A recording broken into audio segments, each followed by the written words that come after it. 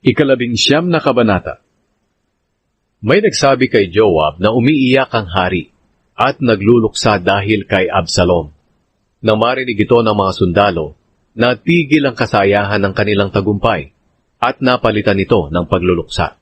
Tahimik silang bumalik sa lungsod ng Mahanaim, gaya ng mga sundalong nahihiya dahil tumakas mula sa labanan. Tinakpan ni David ang mukha niya at umiiyak ng labis. "O Absalom, anak ko, anak ko!" Pumunta si Joab sa bahay ng hari at sinabi, "Ipinahiya niyo ngayon ang mga tauhan ninyong nagligtas sa buhay niyo at sa buhay ng mga anak at asawa ninyo. Minamahal niyo ang mga napupuot sa inyo at kinapupuotan ng mga nagmamahal sa inyo. Malinaw po na hindi niyo pinapahalagahan ang mga opisyal at tauhan ninyo. Sa tingin ko, mas masisiyahan pa kayo kung namatay kaming lahat at nabuhay si Absalom. Lumabas po kayo ngayon at pasalamatan ang mga tauhan ninyo. Dahil kung hindi, isusumpa ko sa Panginoon na wala ni isa sa kanilang maiiwan na kasama nyo ngayong gabi. Ito ang pinakamasamang mangyayari sa inyo mula noon hanggang ngayon." Kaya tumayo si David at umupo sa may pintuan ng lungsod. Nang malaman ito ng mga tao, nagtipon silang lahat sa kanya. Bumalik si David sa Jerusalem. Samantala, tumakas pa uwi ang mga sundalo ng Israel na mga tauhan ni Absalom. Nagtalo-talo ang mga tao sa buong Israel. Sinabi nila, "Iniligtas tayo ni Haring David sa kamay ng mga Pilisteo, pero tumakas siya sa bayan natin dahil kay Absalom. Pinili natin maging hari si Absalom, pero napatay naman siya sa labanan. Bakit hindi tayo humanap ng paraan para mapabalik natin si David bilang hari?" Nang mabalitaan ni Haring David ang pinag-usapan nila, nagpadala siya ng mensahe sa mga paring sina Zadok at Abiatar na sinasabi, "Sabihin niyo ito sa mga tagapamahala ng Huda. Nabalitaan kong gusto ng inyong mga mamamayan na ibalik ako bilang hari. At kayo pa ang huling nagpasya na pabalikin ako sa aking trono? Hindi ba't mga kamag-anak at kalahi ko kayo? At sabihin niyo rin ito kay Amasa. Dahil kalahi kita, gagawin kitang commander ng mga sundalo ko kapalit ni Joab. Kung hindi ko ito gagawin, parusahan sana ako ng matindi ng Diyos." Napapayag ni David ang mga taga-Huda at nagkaisa sila sa kanilang desisyon. At ipinasabi nila kay David, "Bumalik po kayo rito at ang lahat ng tauhan ninyo." Habang pabalik si David, sinalubong siya ng mga mamamayan ng Huda roon sa ilog ng Jordan. Ang mga taong ito ay nagtipon sa Gilgal para samahan siya sa pagtawid sa ilog. Nagmamadaling sumama sa pagsalubong kay David si Shimei na anak ni Gera, isang Benhaminita galing Bahurim. May kasama siyang 1,000 Benhaminita. Kasama na rito si Ziba, nakatiwala ng sambahayan ni Saul, at ang 15 nitong anak na lalaki at 20 utusan. Nagmamadali nilang sinalubong si David sa ilog ng Jordan. Tinulungan nilang lahat si David at ang sambahayan niya sa pagtawid ng ilog, at sinunod nila ang anumang gustuhin ni David. Pinatawad ni David si Shimei.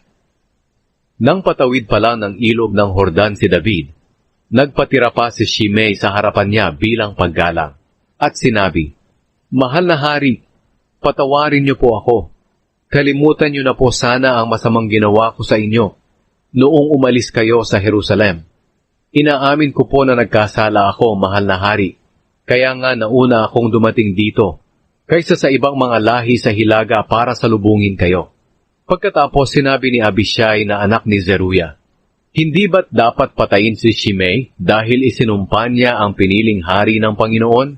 Pero sinabi ni David, "Kayong mga anak ni Zeruya, ano ang pakialam nyo? Huwag na ninyong salungatin ang desisyon ko.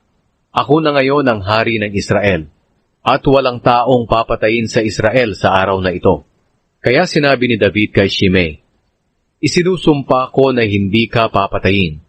Pumunta rin doon si Mephiboset na apo ni Saul para salubungin si David. Galing siya sa Jerusalem.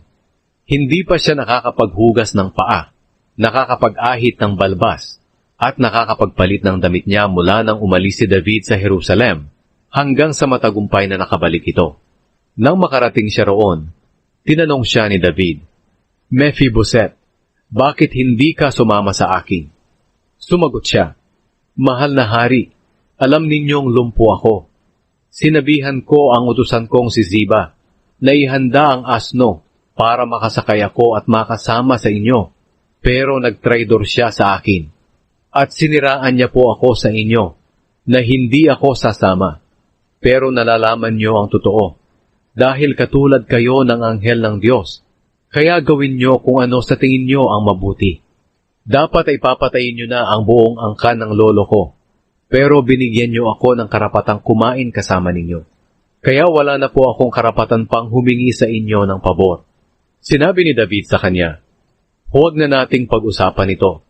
Nakapagdesisyon na akong paghatian niyo ni Ziba ang lupain ni Saul. Sinabi ni Mephiboset sa hari, Ibigay niyo na lang po sa kanya lahat. Kontento na akong nakauwi kayo ng ligtas. Ang kabaitan ni David kay Barzillai. Pumunta rin kay David si Barzillai na taga-Gilead, galing sa Rogelim. Gusto rin niyang tumulong kina Haring David sa pagtawid sa ilog ng Jordan. Matanda na si Barzillai, 80 taong gulang na siya. Mayaman siya at siya ang nagbibigay ng mga kailangan ni David noong doon pa ito nakatira sa Mahanaim. Sinabi sa kanya ni David, Sumama kang tumawid sa akin, at manirahan ka na rin sa Jerusalem. Ako ang bahala sa iyo roon. Pero sumagot si Barzillai, Hindi na po magtatagal ang buhay ko. Bakit pa ako sasama sa inyo sa Jerusalem? Ako po ay 8 taong gulang na, at hindi ko na malaman ang ipinagkaiba ng masarap at hindi masarap. Hindi ko na malasahan ang kinakain at iniinom ko. Hindi ko na marinig ang mga umaawit.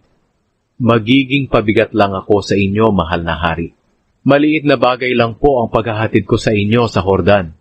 Bakit kailangan niyo pa akong gantihan ng ganitong gantimpala? Uuwi na lang ako, para kapag namatay ako, doon ako mamamatay sa sarili kong bayan, kung saan inilibing ang mga magulang ko. Narito ang anak kong si Kimham, na magsisilbi sa inyo. Isama niyo siya, mahal na hari, at gawin niyo kung ano sa tingin ninyo ang makakabuti sa kanya. Sumagot ang hari, Isasama ko siya at gagawin sa kanya ang anumang kabutihang gagawin ko sana sa iyo, at gagawin ko ang anumang hilingin mo sa akin. Niyakap ni David si Barzillai at binasbasan. Pagkatapos, tumawid si David at ang mga tauhan niya sa ilog ng Jordan, at umuwi si Barzillai sa bahay niya. Nang makatawid na si David, pumunta siya sa Gilgal kasama si Kimham at ang buong hukbo ng Huda at kalahati ng hukbo ng Israel. Nagpunta ang buong hukbo ng Israel sa hari, at nagreklamo kung bakit ang mga kadugo nilang taga-Huda ang nanguna sa pagpapatawid sa kanya, at sa sambahayan niya, at sa lahat ng tauhan niya. Sumagot ang mga taga-Huda sa mga sundalo ng Israel, Ginawa namin ito dahil ang hari ay malapit naming kamag-anak. Bakit kayo nagagalit? Nakatanggap ba kami ng pagkain o anumang regalo galing sa kanya? Hindi. Sumagot ang mga taga-Israel, 10 kaming lahi ng Israel, kaya 10 beses ang karapatan namin sa hari kaysa sa inyo. Bakit ang baba ng tingin nyo sa amin? Hindi ba't kami ang unang nagsabi na pabalikin natin ang ating hari? Pero ayaw magpaawat ng mga taga-Huda, at masasakit na salita ang isinasagot nila sa mga taga-Israel.